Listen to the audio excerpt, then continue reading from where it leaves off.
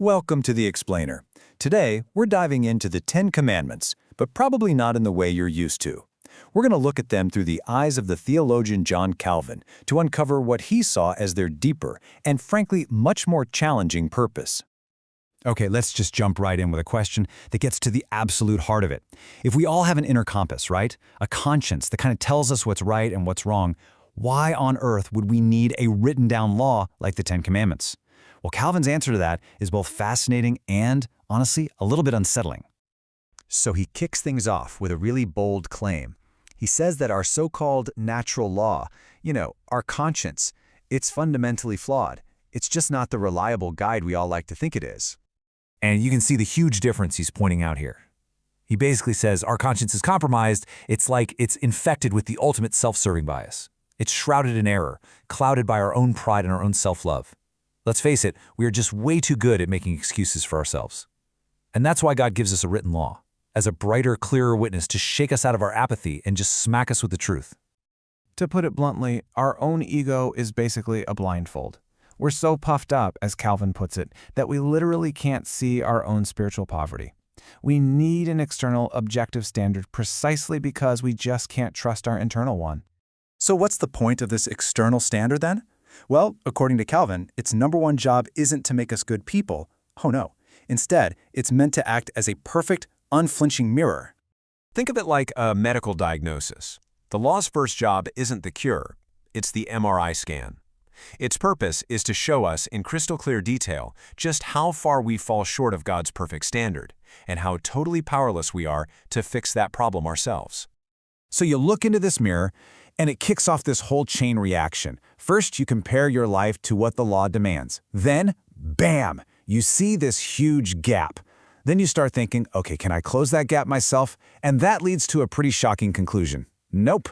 Our own power to be perfectly righteous is, in Calvin's words, utterly non-existent. And let's be clear, this is not supposed to feel good. The law's first job is to lead us to a state of being broken and crushed. It's designed to completely dismantle our pride, create real anxiety about our spiritual condition, and strip away every last ounce of self-confidence. Okay, so the law shows us we're failing. But just when you think it can't get any tougher, Calvin cranks up the pressure.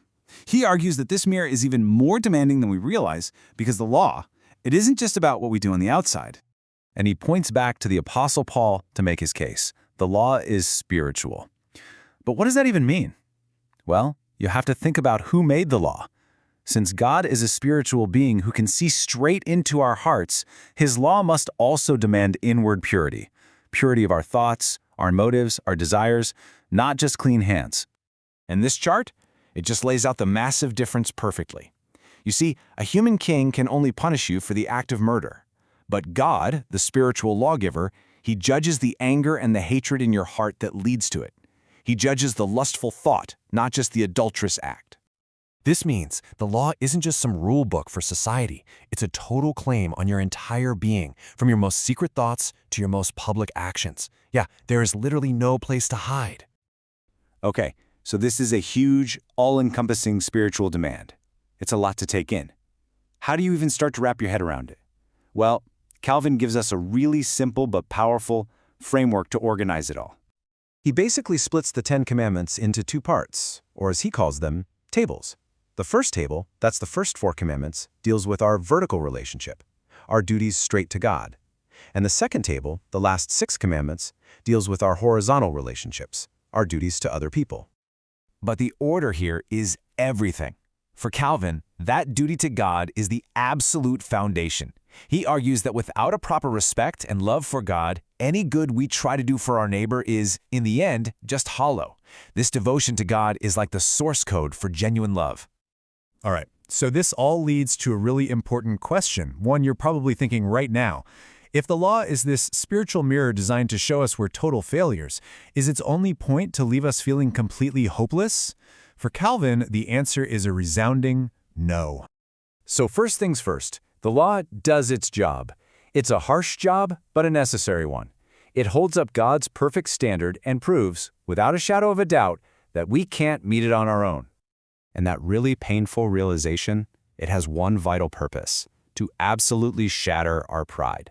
It forces us to just give up on the whole idea that we can somehow be good enough through our own efforts. But here's the twist. That despair, it isn't a dead end. It's actually a signpost. By showing us that the solution isn't inside of us, it forces us to look for help from outside ourselves, or as Calvin puts it, from another quarter.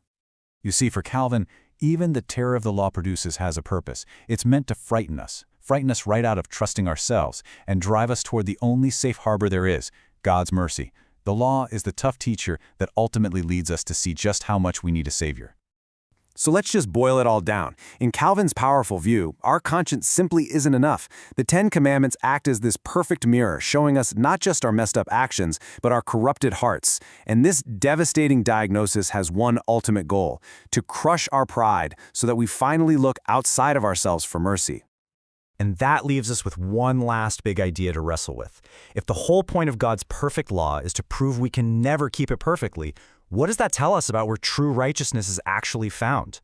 Maybe, just maybe, it's not in flawless rule-keeping, but in receiving a gift we could never, ever earn on our own.